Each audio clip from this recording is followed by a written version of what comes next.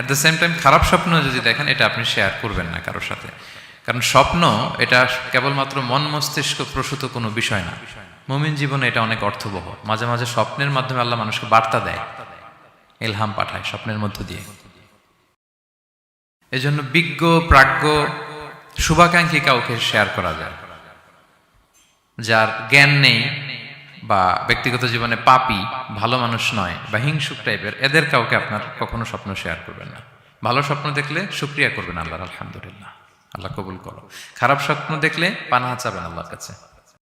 সুনানে তিরমিজিতে একটা বাব আছে, একটা চ্যাপ্টার, বাব লা তাকুসুর রুইয়া ইল্লা আলা আলিম আও নাসিহ।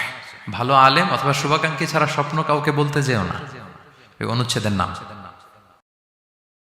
এরপর এর কারণটা কি? কারণটা হচ্ছে ফা ইন্নার রুইয়া তাকাউ আলা মা তুআব্বার। স্বপ্নের